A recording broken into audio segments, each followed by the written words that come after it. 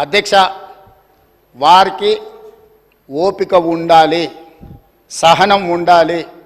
అనుకోకుండా అవకాశం వచ్చింది, 10 సంవత్సరాలు మంత్రిగా కొనసాగిండ్రు, సంతోషపడుండ్రి. తెలంగాణ సమాజం ఇంత ఇచ్చింది మీకు. వారు ఒక అలిశెట్టి ప్రభాకర్ గారి గురించి ఒక వారి కోట్ చేసినట్టు ఉన్నారు. నేను వస్తా విన్నాను అధ్యక్ష. సేమ్ అదే అలిశెట్టి ప్రభాకర్ గారు కూడా ఒక మాట చెప్పిండ్రు అధ్యక్ష. అది చెప్పి నేను మళ్ళా దీని మీద వివరణ ఇచ్చినప్పుడు మిగతా డీటెయిల్ చెప్తా. అదే అలిశెట్టి ప్రభాకర్ గారు ఇంకొక మాట కూడా చెప్పిండ్రు అధ్యక్ష. ఒక అడవిలో గుంటనక్కనంట ప్రమాణ స్వీకారం చేసిందట, ఇక ముందు మిమ్మల్ని ఎవరిని మోసగించనని.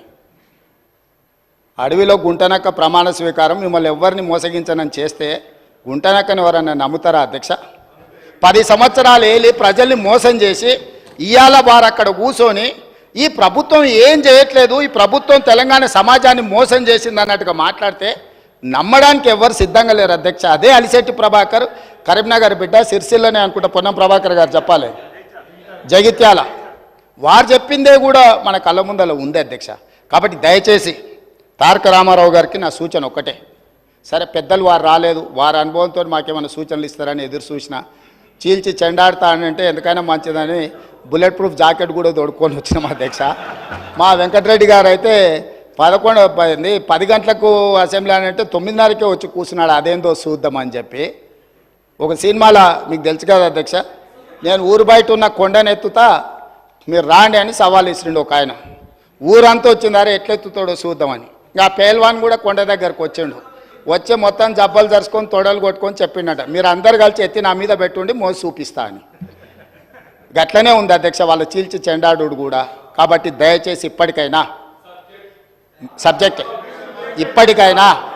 ప్రభుత్వం అధ్యక్ష, ఈ ప్రభుత్వం విధానపరమైన నిర్ణయాలు తీసుకుంటుంది, ఈ ప్రభుత్వం పాలసీలు తీసుకొస్తుంది, ఈ ప్రభుత్వం రైతు పాలసీ తీసుకొస్తుంది, అంటే వ్యవసాయ పాలసీ తీసుకొస్తుంది, ఈ ప్రభుత్వం స్పోర్ట్స్ పాలసీ తీసుకొస్తుంది, ఈ ప్రభుత్వం ఆర్టిఫిషియల్ ఇంటెలిజెన్స్కు సంబంధించిన పాలసీ తీసుకొస్తుంది, ఐటీ అండ్ ఇండస్ట్రీస్ పాలసీ తీసుకొస్తుంది ప్రభుత్వము, ఎనర్జీ పాలసీ తీసుకొస్తుంది ప్రభుత్వము.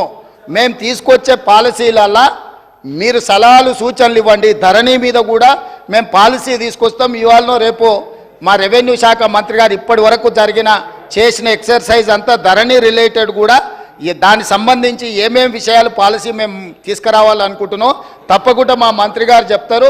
వారు కూడా ఏమైనా సలహాలు సూచనల అనుభవం ఉంటే వారిని ఉపయోగించాల్సిందిగా 2 గంటలు తీసుకున్నారు అధ్యక్ష. 2 గంటలు సరిగ్గా 2 గంటలు మాట్లాడినారు. 2 గంటలల్లా ప్రతి విషయం రాజకీయ కోణంలో విషం జిమ్ముడు తప్ప రాష్ట్ర ప్రయోజనాల కోసం వారు ఏమైనా సూచన చేసిండ్రా? ఇట్లా ఉంటే ప్రజలు అక్కడ కూడా ఉండనియరు అధ్యక్ష. కాబట్టి ఇప్పటికైనా మన సూచనలు చేస్తే తప్పకుండా, ఎందుకనంటే వాళ్ళు 10 years ప్రభుత్వంలో ఉన్నారు. తెలంగాణ స్థితిగతులు, ఆర్థిక వనరులు వాళ్ళకి తెలుసు కాబట్టి డెఫినెట్గా వాళ్ళ ఎక్స్పీరియన్స్ నుంచి రాష్ట్రానికి ఏదైనా ప్రయోజనం ఉంటే డెఫినెట్గా తీసుకుంటాము. చివరిగా ఒకటే ఉదాహరణ, 95 నుంచి 2004 వరకు చంద్రబాబు నాయుడు గారు కొన్ని విధానాలు తీసుకొచ్చిండు. 2004లో కాంగ్రెస్ పార్టీ అధికారంలోకి వచ్చిన తర్వాత చంద్రబాబు నాయుడు గారి మీద కోపంతోనో ఇంకొకరి మీద కోపంతోనో ఆ విధానాలని మార్చలేదు అధ్యక్ష.